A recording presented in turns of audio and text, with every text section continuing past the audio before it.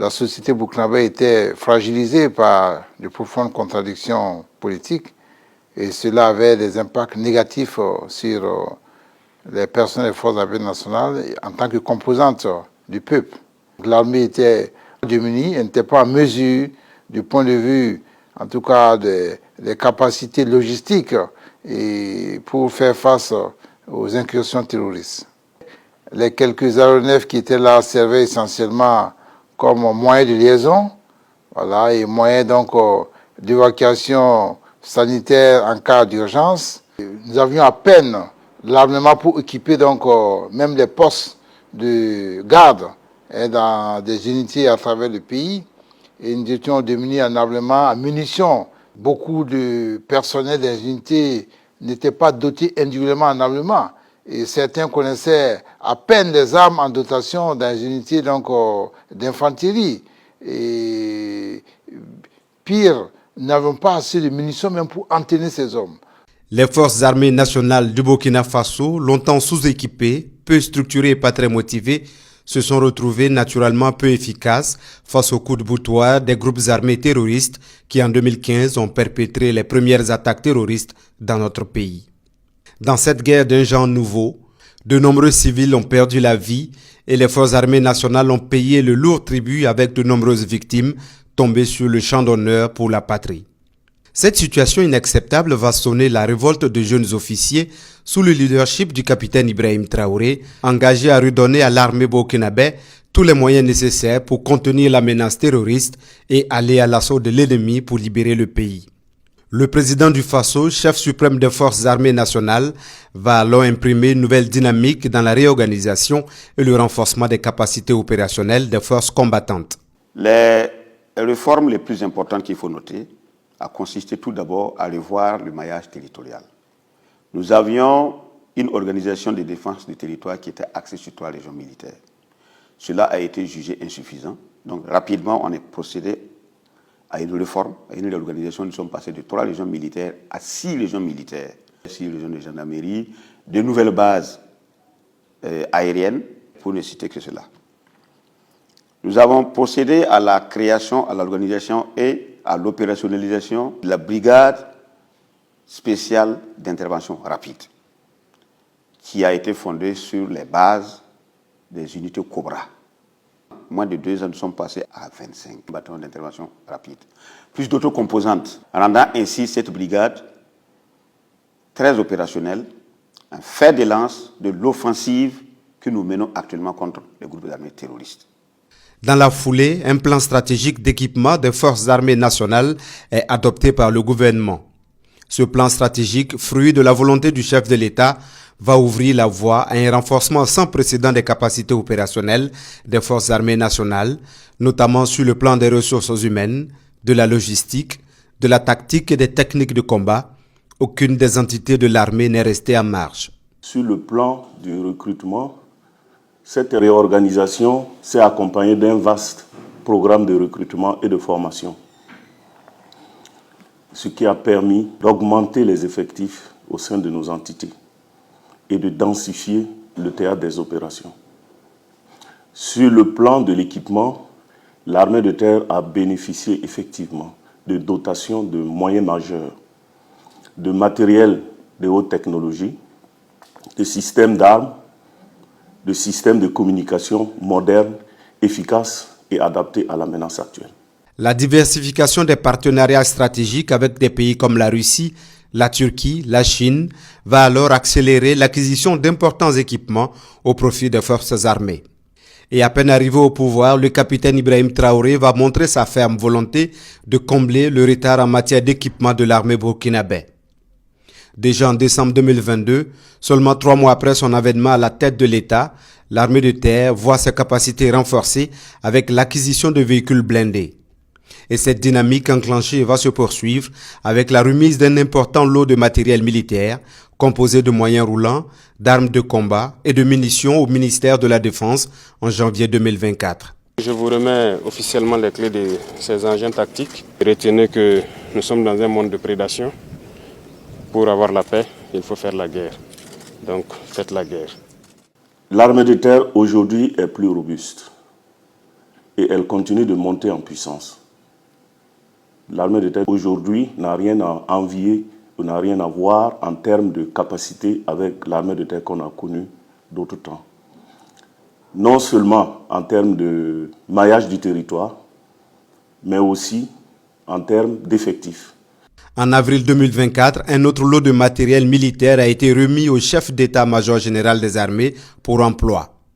Il s'agit de 75 véhicules, 7 ambulances APC, 20 véhicules M53, 20 véhicules SATCO, 20 véhicules citernes, 4 véhicules de type Armored Car, 2 véhicules de type Armored Bus, 2 véhicules de type APC MEMSA. Toujours dans cette dynamique, courant juin 2024, un autre important lot de matériel militaire et de génie a été acquis au profit des FDS engagés sur le front de la guerre contre le terrorisme. Il s'agit de blindés de combat à l'épreuve des engins explosifs improvisés, de l'armement, de munitions et d'engins de travaux de génie militaire, notamment des excavatrices, des porte-camions et des citernes. Je vous remets donc symboliquement les clés donc de ces engins. Ça rentre dans le cadre du plan stratégique d'équipement 2024. Faites-en donc bon usage et commencez le développement tant attendu de la guerre. Si quelque chose vous manque, revenez vers moi et je serai reparti vers le peuple.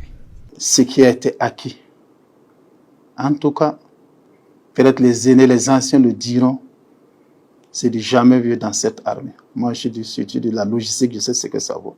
C'est du jamais vu dans cette armée. L'armée de l'air, longtemps clouée au sol, va connaître son envol sous la houlette du chef suprême des forces armées nationales, le capitaine Ibrahim Traoré.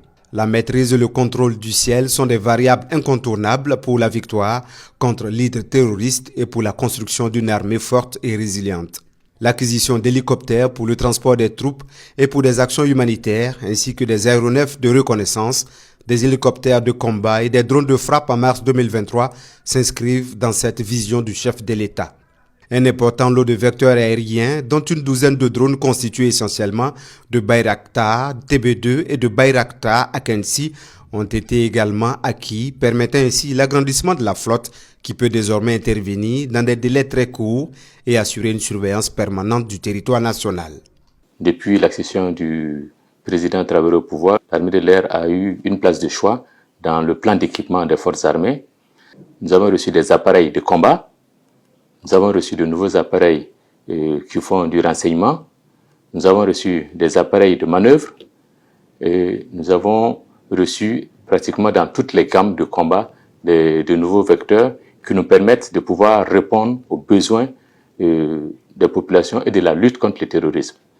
Et pour mettre en œuvre ces moyens, nous avons bénéficié également de l'ouverture de 2 nouvelles bases aériennes qui nous permettent de pouvoir avoir plus de flexibilité sur le terrain, qui nous permettent de pouvoir être plus proches des zones des opérations, qui nous permettent de pouvoir avoir plus de capacité à répondre aux besoins, à ce que l'on attend d'une armée de l'air sur le terrain.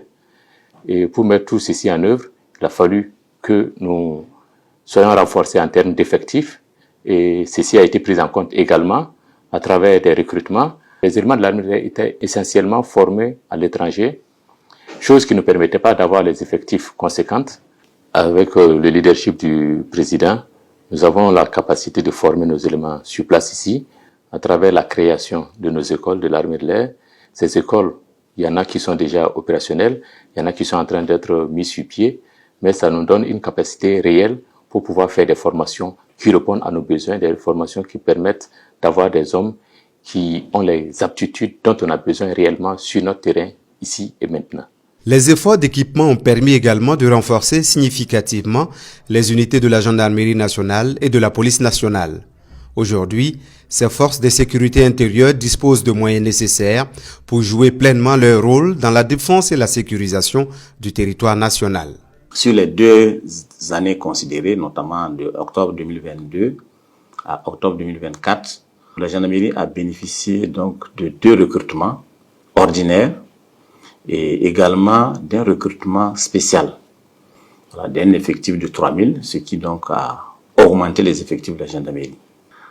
Au niveau de la logistique, nous avons également bénéficié d'un certain nombre de moyens qui peuvent s'évaluer à plus de 200 moyens roulants, toutes catégories confondues. Nous avons pour l'entretien et la maintenance, nous avons bénéficié également d'une enveloppe de 1,5 milliard pour les pièces de rechange. Avant, nous étions avec des moyens, des véhicules qu'il fallait pousser pour démarrer. Aujourd'hui, à l'heure où je vous parle, lorsque vous voyez un moyen de gendarmerie, c'est vraiment un moyen appréciable. Voilà, donc c'est des moyens, des acquisitions qui permettent à la gendarmerie de travailler efficacement. Au niveau des infrastructures, nous avons bénéficié d'une enveloppe d'environ 11 milliards de francs CFA pour la construction, les réalisations d'infrastructures que nous n'avions pas, mais également la réhabilitation des infrastructures existantes et qui étaient donc un peu délabrées. La plupart des brigades de gendarmerie étaient construites à l'air libre et fonctionnaient à l'air libre sans clôture. Seuls les arbres pouvaient délimiter l'espace consacré aux brigades. Aujourd'hui, nous remercions les autorités pour avoir pris cela comme une priorité en procédant donc à la clôture de la quasi-totalité des brigades de gendarmerie. Dès l'appel du président, chaque policier a répondu à l'appel du devoir. Toute l'institution a répondu à l'appel de la patrie et a fait corps avec toutes les autres composantes des forces de défense et de sécurité en s'engageant sur tous les théâtres d'opération. Les résultats parlent d'eux-mêmes. Ce sont des dizaines d'unités d'intervention et des dizaines de GOUMI aussi qui ont été créés dans le cadre de notre contribution à la lutte contre le terrorisme. Et toutes ces unités sont déployées à l'échelle du territoire aux côtés des autres forces de défense et de sécurité, des volontaires pour la défense de la patrie. Il y a aussi la refondation de l'unité d'intervention de la police nationale que vous connaissez comme une unité d'élite qui a été transformée en groupement. Il y a la création aussi du centre d'opération, des opérations de la police nationale. En termes de recrutement, c'est par milliers que les policiers sont recrutés depuis l'arrivée du capitaine Ibrahim Traoré. En 2 ans, nous avons assisté au recrutement de plus de 4000 policiers. Donc ça, c'est un chiffre record. Beaucoup d'infrastructures ont été réalisées, d'autres réhabilitées depuis l'arrivée du capitaine Ibrahim Traoré. Sur le plan de la formation, on a assisté à un vaste renforcement des compétences de la police à travers différents types de formations, des formations intensives et des formations spécialisées. À une certaine période, il y avait des guéguerres par rapport à certaines considérations en ce qui concerne la police. Avec l'arrivée du capitaine Ibrahim Traoré, tout cela s'est envolé. On a assisté à un renforcement, un resserrement des rangs.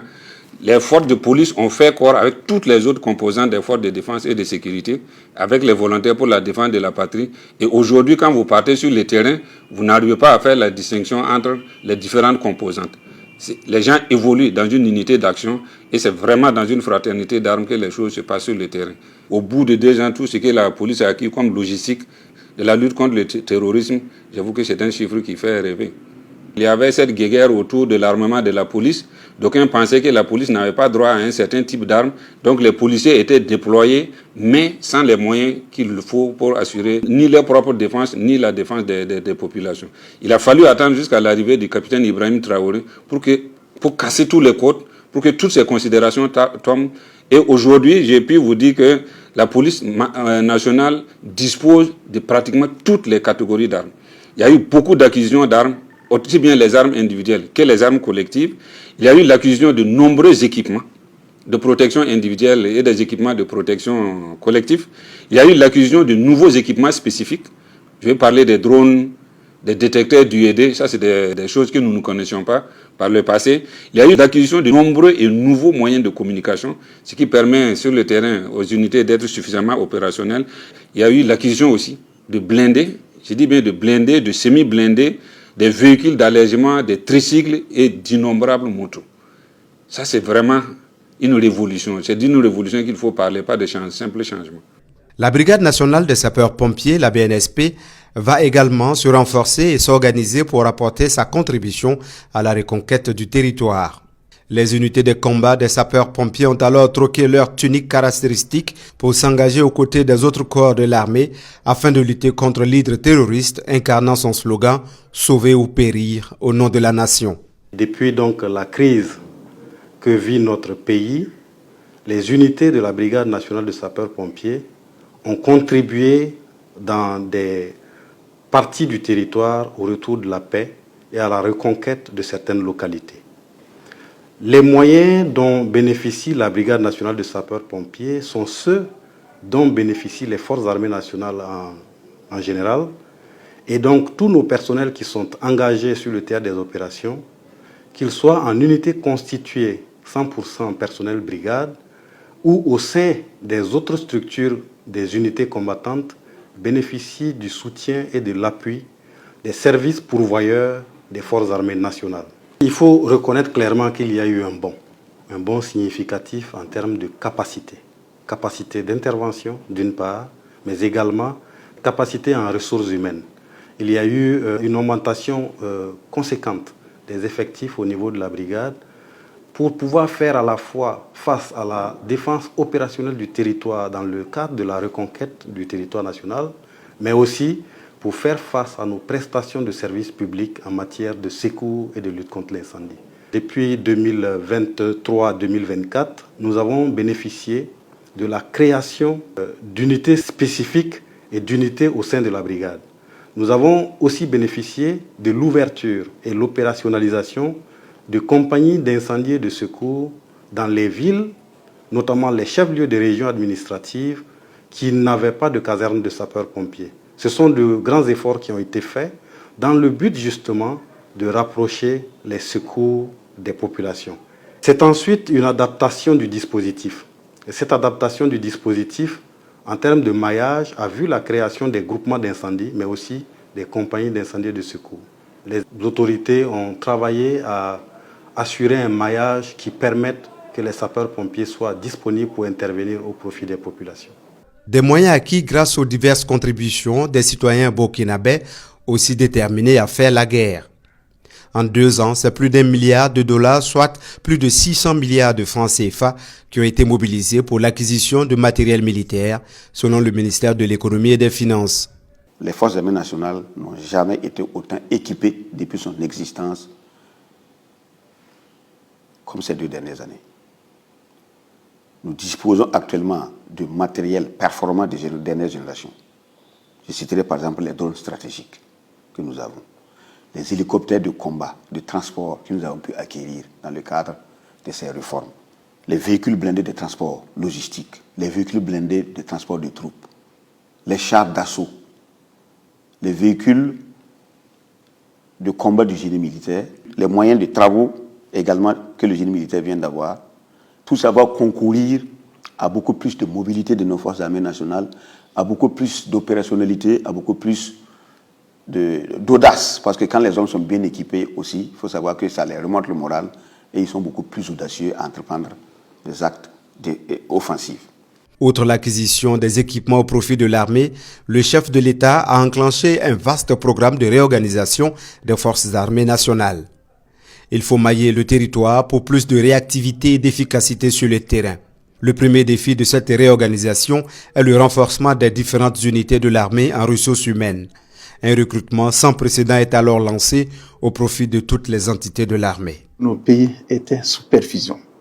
Les programmes d'ajustement structurel, où quand on regarde ça, les recrutements étaient vraiment à minima. Quand on dit qu'on recrute pour toute l'armée en une année 1000 personnes, souvent c'était compliqué. Souvent ça descendait à 500, sans compter les départs en retraite. Au niveau des différentes armées, on a procédé aussi à une augmentation considérable des recrutements. Si en une année, on arrive à faire un recrutement de 10 000 soldats, c'est à saluer. Nous avons des challenges que nous sommes en train d'entreprendre pour essayer de mieux former ce personnel, de mieux encadrer ce personnel pour faire face à tout ce qui se posera en nous en termes d'opération ou en termes d'action à mener sur le terrain. Le renforcement des ressources humaines, le renforcement de l'équipement sont des facteurs très très importants. C'est ce que nous appelons le moral du soldat. Ces équipements et ce renforcement en personnel a dopé nos hommes. Et grâce à cela, nous avons pu nous lancer dans la reconquête du territoire. Nous avons réussi à libérer certaines zones de notre pays. Nous avons permis le retour de beaucoup de PDI qui étaient déplacés, qui ont rejoint leur localité d'origine et qui ont même réussi cette année à produire et à cultiver. Nous avons réussi à ouvrir plus d'1 millier d'écoles qui étaient fermées. Donc, toutes ces victoires et toute cette reconquête sont à reverser à l'effort qui a été consenti par le peuple burkinabé en acceptant, investir, contribuer à l'effort de guerre pour que tous ces équipements-là et tous ces recrutements de VDP puissent avoir lieu. L'engagement massif des Burkinabés, plus de 90 000 dans les rangs des volontaires pour la défense de la patrie aux côtés des forces de défense et de sécurité, s'inscrit dans la vision d'une armée résolue à faire des volontaires des alliés sûrs pour la défense de la patrie. Et les VDP mènent vaillamment le combat aux côtés de leurs frères d'armes. Il faut rappeler que les conditions de vie et de prise en charge des VDP ont connu une certaine amélioration depuis janvier 2024 et sous la vision éclairée de son Excellence. Et les primes d'opération des VDP sont passées de 60 000 à 80 000 francs. Et cela, même si c'est insuffisant, permet aux VDP de pouvoir continuer à combattre sur le terrain et rehausser aussi leur morale. Aucun VDP ne part sur les théâtres des opérations sans son arme et les équipements adéquats dont il a besoin pour pouvoir mener à bien la lutte contre le terrorisme. Une autre décision importante prise par le capitaine Ibrahim Traoré, c'est la renaissance du Centre national d'entraînement commando SENEC. Implanté à Pau dans la province du Naouri, ce centre est chargé d'assurer la formation des personnels militaires et paramilitaires aux techniques commando. Le centre national, c'est vraiment un passage que nous souhaitons pour tout le monde. Et ce centre aussi a l'avantage de prendre en compte les forces de sécurité intérieure, notamment garde de sécurité pénitentiaire, les eaux forêts, les douaniers. Ils peuvent passer par ce centre-là pour avoir des éléments, des notions commando. Ça, c'est pour aussi permettre l'interopérabilité entre les personnels et les moyens que nous avons.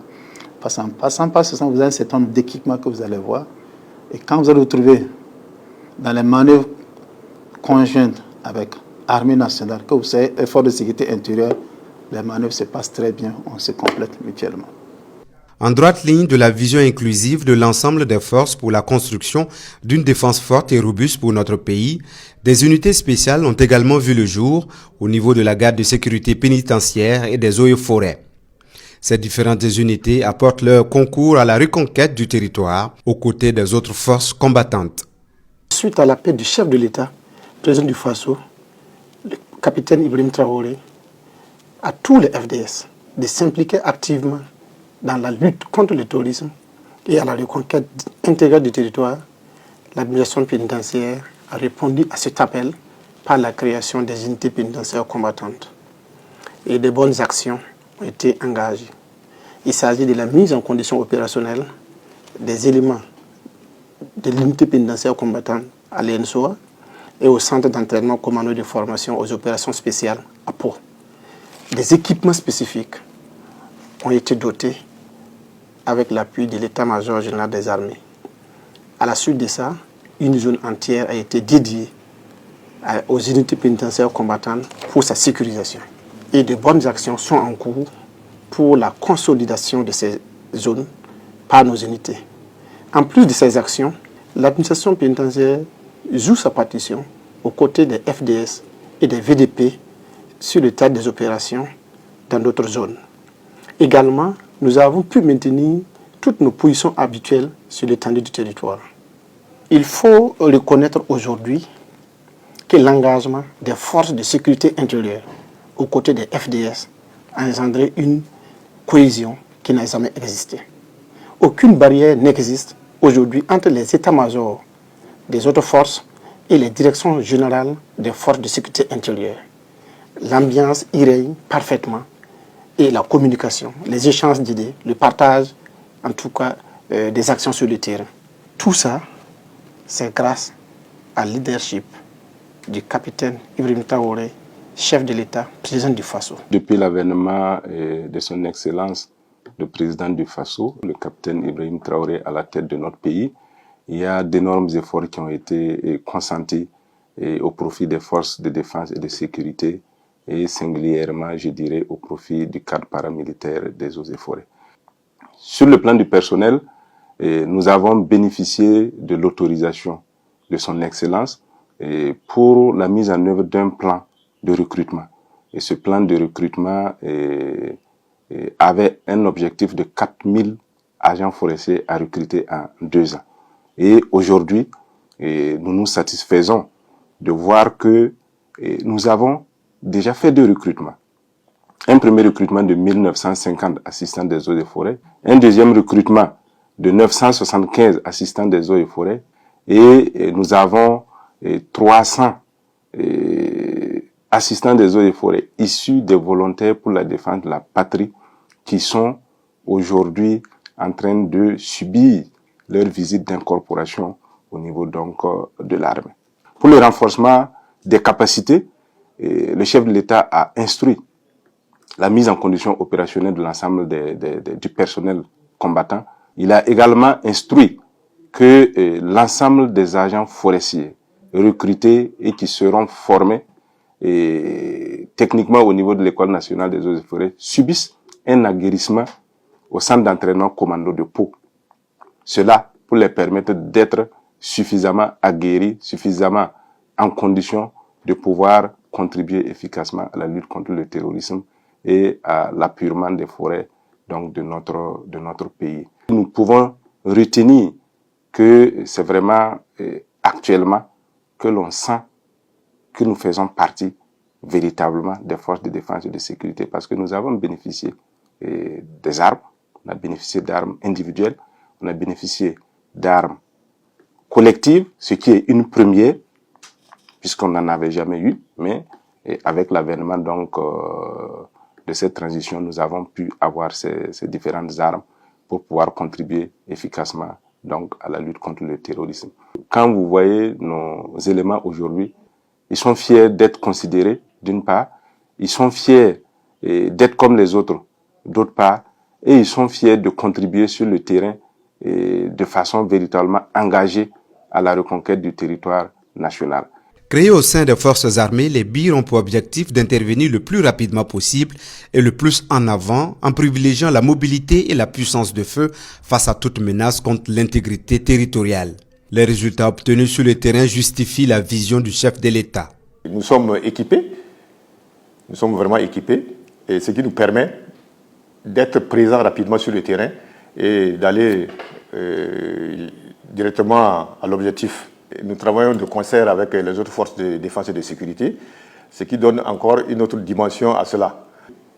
Tous ces efforts qui ont été faits par son Excellence Monsieur le Président du Faso, c'est pour permettre à l'armée nationale d'être vraiment autonome, d'être vraiment mobile sur le terrain et de partir à la conquête totale de ce pays-là.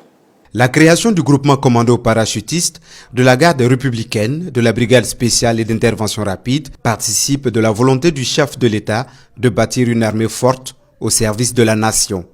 La création des groupements d'unités mobiles d'intervention GOUMI de la police nationale et la dynamisation du groupe d'action rapide de surveillance et d'intervention GARCI de la gendarmerie nationale s'inscrivent également dans cette vision du président du Faso des forces de défense et de sécurité engagées pour la sécurisation et la défense du territoire national. Aujourd'hui, grâce à la détermination du président du Faso et au soutien du peuple, l'armée est en train d'opérer sa mue pour mieux défendre la patrie. En tant qu'un ancien, pour ce que j'avais vu avant, ce que je vois aujourd'hui, un grand pas a été fait. Tout est mis en œuvre pour que d'ici un court délai, les forces armées nationales, les forces de sécurité intérieure soient au top. J'ai 34 ans de service. Quand je regarde derrière moi, je dis que nous venons de très loin. Avec les moyens consentis par la population et l'État, nous sommes en train de nous reconstruire. Nous sommes en train de monter en puissance. L'armée burkinabé a un avenir radieux. Un avenir avec une histoire qui sera auréolée de prestige et de gloire. Au cours de ces 2 années passées sous le leadership du président du Faso, son excellence le capitaine Ibrahim Traoré, nous sommes tous témoins d'une métamorphose profonde des forces armées nationales et caractérisée par une montée en puissance donc de l'accroissement des effectifs, de l'accroissement des moyens logistiques, de l'armement et une restructuration et un redéploiement dans des unités qui couvrent plus efficacement le territoire national. Et l'autre dimension, c'est surtout la dimension air. Les forces armées nationales sont aujourd'hui équipées d'aéronefs de combat. Elles sont équipées de vecteurs aériens qui permettent de faire non seulement l'acquisition du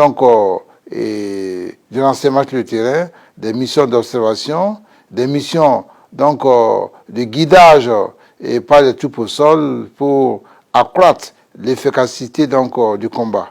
Aujourd'hui, plus qu'hier, au-delà des victoires sur les groupes armés terroristes qu'elle engrange, l'armée burkinabé, à travers sa mue, impose une fierté chez les citoyens burkinabés. En 2 ans, l'armée burkinabé a fait de grands bonds, tant dans son organisation que dans ses capacités opérationnelles. Convaincu que la force et la souveraineté d'une nation sont liées également à la puissance de son armée, le capitaine Ibrahim Traoré a inscrit son action dans un processus de renforcement continu des capacités opérationnelles des forces armées nationales. Aujourd'hui, l'armée est beaucoup plus équipée qu'elle ne l'a jamais été, mais nous disons encore ça, ce n'est rien. L'équipement va venir 10 fois, beaucoup de fois plus performant que ce que nous avons. Nous allons continuer à recruter pour avoir une armée forte. Parce que l'indépendance, la souveraineté, tant que vous n'avez pas une armée forte, vous ne pouvez pas vous assumer.